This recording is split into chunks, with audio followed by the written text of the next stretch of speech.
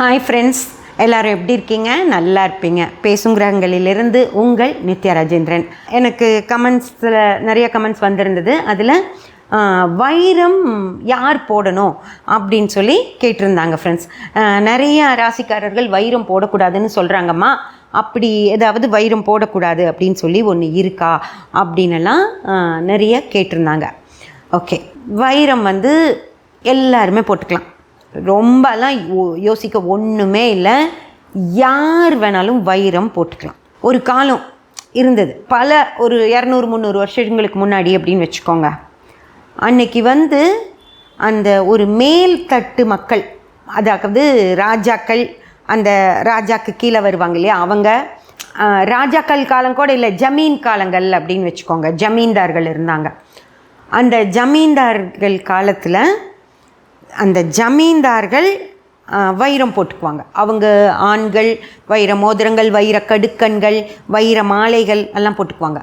அவங்க வீட்டு பெண்கள் அழகழகான வைர நகைகள் போட்டுக்குவாங்க. ஓகேங்களா? அதுக்கப்புறம் அதுக்கு கீழே வைஷ்யர்கள், அந்த வைரத்தையே வெளியிருந்து வாங்கிட்டு அவங்களுக்கு ஜமீன்களுக்கு கொடுக்குறவங்களே வைஷ்யர்கள் தான். அவங்க சின்ன சின்னதாக போட்டுக்குவாங்க. ஜமீன்தார்கள் விலையுயர்ந்த பெரிய வைரக்கற்களை போட்டுக்குவாங்க. வைஷ்யர்கள் அந்த வைரத்தை ஷேப் பண்ணுவாங்க இல்லைங்களா, அப்போ சின்ன சின்ன கற்கள் விழுகும்.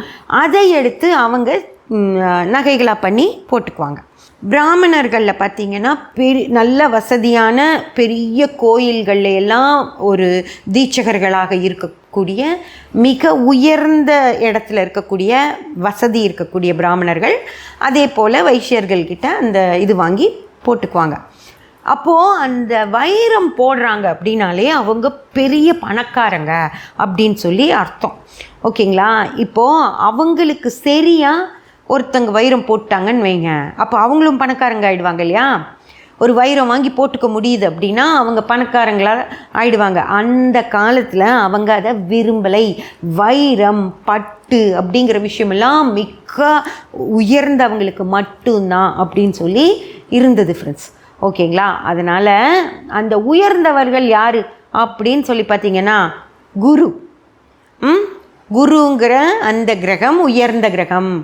சுக்கிரன் அப்படின்ற கிரகம் உயர்ந்த கிரகம். சூரியன் அப்படின்ற கிரகம் உயர்ந்த கிரகம்.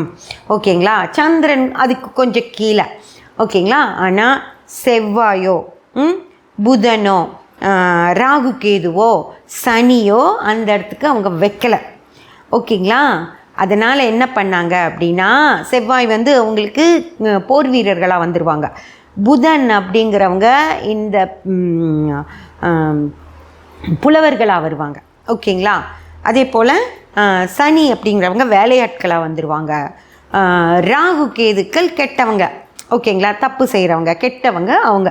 ஸோ இவங்களுக்கு அந்த வைரம், அவங்க யாராவது வைரம் போட்டுட்டாங்க அப்படின்னா இவங்களுக்கு மதிப்பு குறைஞ்சிரும். இவங்க போடுற அந்த வைரங்கள்லாம் மதிப்பு குறைஞ்சி போயிடும். அதனால் அவங்க யாருக்கும் அது கிடைக்கவே கூடாது அப்படின்னு சொல்லி அவங்க போடக்கூடாது, இவங்க போடக்கூடாது அப்படின்னு சொல்லி இருந்த விஷயம் இன்னைக்கு ராசிக்குள்ளே வந்துருச்சு.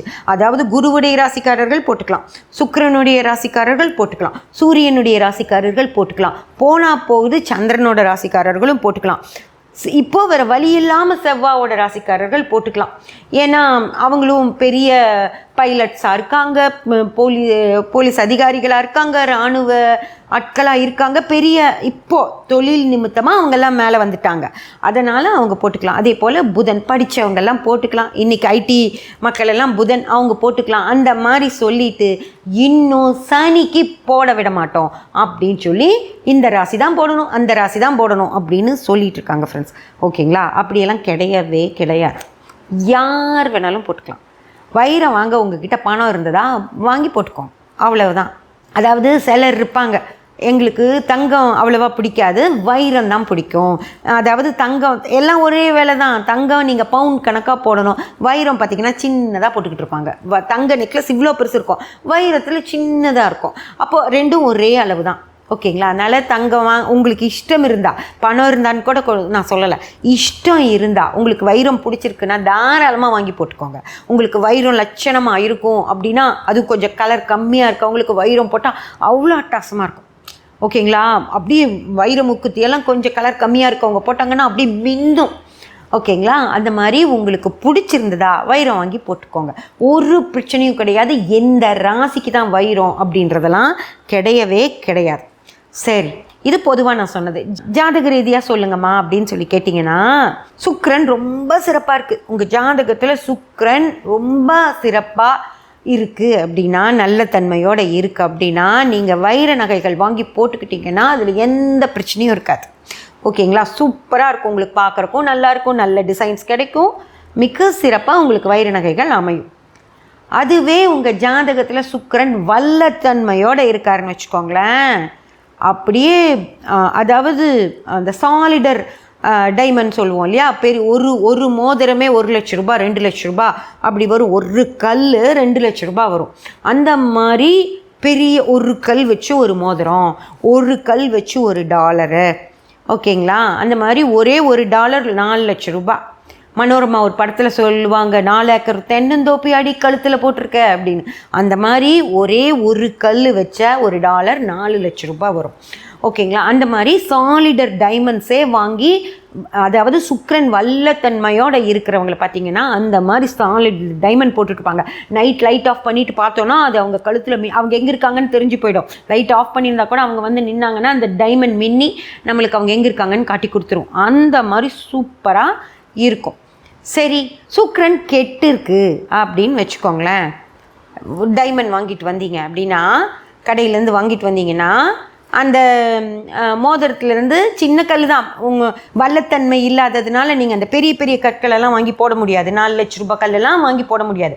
நீங்கள் அந்த சின்னதாக அந்த பெரிய டைமண்ட்ஸை கட் பண்ணும்போது அந்த கிடைக்கிற இதில் சின்ன சின்ன பொடி கற்களாக கட் பண்ணி வச்சுப்பாங்க. அது வாங்கி நம்ம போடுவோம். அப்படி வாங்கி போடும்போது அந்த கல் விழுந்துடும். ஓகேங்களா? வாங்கிட்டு வந்து ஒரு 2 மாதம் தான் நீங்கள் காதில் போட்டிருப்பீங்க, அந்த கல் விழுந்துடும். மோதிரம் இருக்குது அப்படின்னா அந்த மோதிரத்தில் இருக்கிற கல் விழுந்துடும். அந்த மாதிரி ஏதோ ஒன்று, அது எண்ணெய் இறங்கிடுச்சு அப்படின்னு சொல்லுவாங்க இல்லைங்களா, அந்த மாதிரி எண்ணெய் இறங்கி அது கொஞ்சம் உள்ள கருப்பாக தெரியும். அந்த மாதிரி ஏதோ ஒரு பிரச்சனையை உங்களுக்கு அந்த இது கொடுத்துட்டே இருக்கும். திரும்பியும் கடைக்கு போகணும், கல்லை மாற்றி வைக்கணும், அந்த எண்ணெய் இறங்கினதெல்லாம் சுத்தப்படுத்திட்டு வரணும். அந்த மாதிரி இல்லை, நகையே தொலைஞ்சு கூட போகலாம். போட்டுட்டு போகிறீங்க ஒரு திருமணத்துக்கு, திடீர்னு பார்த்தா கழுத்தில் இருக்காது, எப்படியா இது கல்டு பின்னாடி ஹூக் கல்டு விழுந்திருக்கும். அந்த மாதிரி ஏதோ ஒரு வகையில் ஒரு சுக்கிரன் கெட்டு போயிருக்கிற ஜாதகர்கள் அந்த வைர நகைகளை அணியும் போது அவங்களுக்கு ஏதோ ஒரு சிரமங்களை கொடுக்கும். அல்லது விரயத்தையே தொலைஞ்சு போய் ஒரு நகை, ஒரு நெக்லஸ் ஒரு 2 லட்ச ரூபாய்க்கு வாங்கியிருக்கீங்க, 4 லட்ச ரூபாய்க்கு வாங்கியிருக்கீங்கன்னா அது தொலைஞ்சு போச்சுன்னா போச்சு அந்த காசு. அந்த மாதிரி உங்களுக்கு ஏதாவது ஒரு விரயத்தை வைர நகை கொடுக்கும் ஃப்ரெண்ட்ஸ். அது வந்து சுக்கிரன் கெட்டு இருக்கிறவங்களுக்கு மட்டும் சில கஷ்டங்களை கொடுப்பார். ஏன்னா அவரோட காரக ரீதியாக அது வைரக்கல் அப்படின்றது சுக்கிரனோடது அப்படிங்கிறது. சுக்கிரன் கெட்டு போயிருக்கிற ஜாதகர்களுக்கு தான் இந்த மாதிரி நடக்கும் ஃப்ரெண்ட்ஸ். அவ்வளவுதான் சுக்கிரன் செய்யுமோ தவிர இந்த ராசிக்காரங்களுக்கு அப்படின்னு சொல்லி பொதுவாக ரிஷப ராசியும் துலாம் ராசிக்காரங்களுக்கு வைரம் ஆகாது அப்படின்னுலாம் சொல்லவே முடியாது. சுக்கிரன் கெட்டிருக்கணுமோ தவிர அந்த ராசிக்காரர்கள் சுக்கிரனுடைய ராசிக்காரர்களாக இருக்கிறதுனால அவங்களுக்கு செட் ஆகும் அப்படின்னு இல்லை. அவங்க துலாம் ராசிக்காரங்களுக்கும் ரிஷபராசிக்காரங்களுக்கும் கூட சுக்கிரன் கெட்டு போயிருந்தா அவங்களுக்கு வைரம் ஆகாது தான். வைரத்தால் பிரச்சனை வரும், வைரம் ஆகாதுன்னு இல்லை. அந்த வைரத்தின் மூலமாக உங்களுடைய பணம் தொலைஞ்சு போகும். அதுதானோ தவிர அந்த வைர நகை வாங்கினா வீட்டுக்கு நல்லதில்லை, குடும்பத்துக்கு நல்லதில்லை, ஐஸ்வர்யம் வராது, இல்லை கடவுள் அருள் கிடைக்காது, அதெல்லாம் கிடையாது.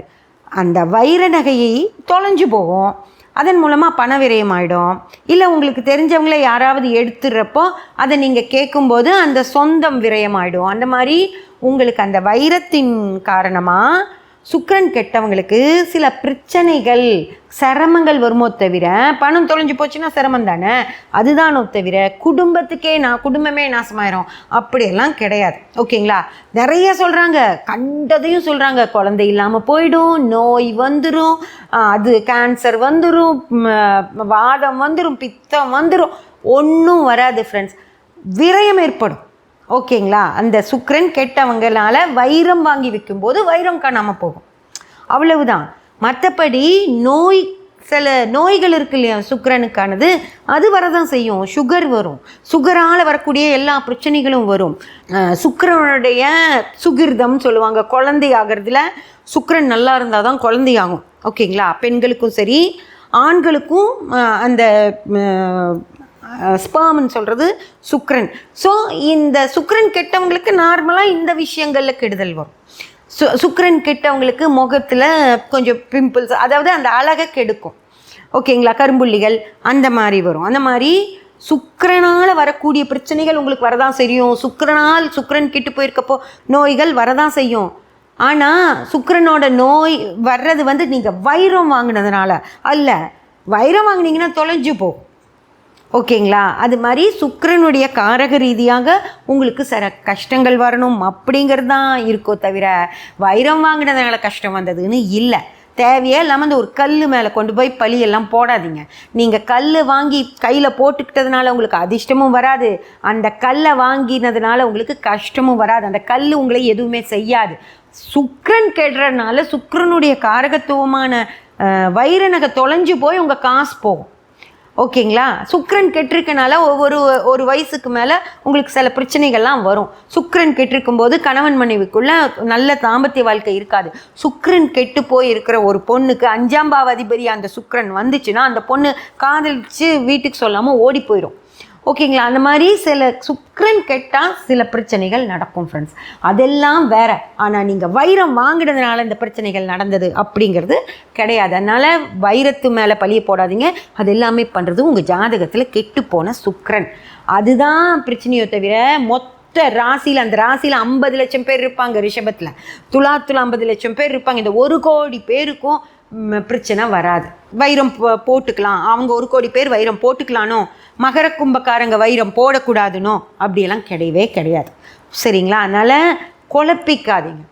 அது என்ன நடக்கும் அப்படிங்கிற விஷயங்களை தான் நம்ம தெளிவுபடுத்திக்கணுமே தவிர இவங்க வைரம் போடலாம் அவங்க வைரம் போடக்கூடாது அப்படின்னு சொல்கிறவங்க சரியான ஜோதிடர்களே இல்லை, கமர்ஷியல் ஜோதிடர்கள். எதையா ஒன்று மக்கள்கிட்ட சொல்லி அதன் மூலமாக நம்ம பணம் பண்ணணும் அப்படின்னு நினைக்கிறவங்க, சரியான விஷயத்தை மக்கள்கிட்ட சொல்லி அதன் மூலமும் பணம் வரும். இப்போ நாங்கள்லாம் அதானே பண்ணிகிட்ருக்கோம். சரியான விஷயங்களை சொல்கிறோம், கரெக்டாக சொல்கிறோம். அது மாதிரி சொல்லிட்டு போக வேண்டியது தானே. இப்போ நான் சொன்ன விஷயத்தையும் சொல்ல வேண்டியது தானே. எதுக்காக அந்த ராசியில் 50 லட்சம் பேர் இருக்காங்க, 50 லட்சம் பேருக்கும் வைரம் சேராதுன்னு அவங்களுக்கு தெரியாதா? 50 லட்சம் பேருக்குள்ள 10 லட்சம் பேர்த்துக்கு வைரம் ஆகாது அந்த ராசியிலே இருந்தாலும். அது அந்த ஜோதிடருக்கு நல்லாவே தெரியும், தெரியாமல்லாம் இல்லை. ஆனால் ஏன் பொதுவாக இதை சொல்கிறாருன்னு தெரியல. அதே போல் மகரம் கும்பத்துக்கு வைரம் ஆகாதுன்னு சொல்கிறாங்க. அதில் ஒரு 10 லட்சம் பேர்த்துக்கு தான் ஆகாமல் இருக்கும், மிச்சம் 40 லட்சம் பேர்த்துக்கு ஆகும். அது ஏன் அதை சொல்லணும்? உண்மையை சொல்லுங்களேன். உண்மையை சொன்னாலும் நீங்கள் கமர்ஷியலாக நல்ல பணம் சம்பாதிக்கலாம். எதுக்காக பொய்யை சொல்லணும்? உண்மையை சொன்னால் கருமாவாவது வராமல் இருக்கும்ல.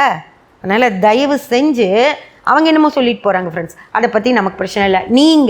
நீங்கள் மகர கும்பமாக இருந்தாலும் உங்களுக்கு வைரம் சேரும், ரிஷபம் துலாமாக இருந்தாலும் உங்களுக்கு வைரம் சேராது, ரெண்டுமே இருக்குது. அதனால் அவங்க ஜாதகத்தில் சுக்கிரன் எப்படி இருக்குன்னு பாருங்கள், அப்புறம் வைரம் வேணுமா வேண்டாமான்னு முடிவு பண்ணிக்கோங்க. ஓகேங்களா? எனக்கு சுக்கிரன் 8-12 வச்சுருக்கு. சரிங்களா? 3-11 வச்சுருக்கு, 8-12 வச்சுருக்கு. நான் எப்போ பார்த்தாலும் கம்மலில் திருகாணி டைட்டாக இருக்கான்னு பார்த்துப்பேன். ஏன்னா எனக்கு 8-12ன்னு எனக்கு தெரியும். ஒரு 50 ரூபா வீணாக போயிடக்கூடாதுன்னு சொல்லி அப்பப்போ திருகி பார்த்துக்குவேன். அந்த மாதிரி பத்திரமா வச்சுக்க ட்ரை பண்ணுங்கள், அவ்வளவுதான் பண்ண முடியும். சப்ஸ்கிரைப் பண்ணி பெல் பட்டன் ப்ரெஸ் பண்ணி வச்சுக்கோங்க. அப்போ தான் நான் போடுற எல்லா பதிவுகளும் உங்களுக்கு கிடைக்கும். லைக் பண்ணி ஷேர் பண்ணி கமெண்ட் பண்ணிங்கன்னா எனக்கு சப்போர்ட்டிவாக இருக்கும். Thank you friends.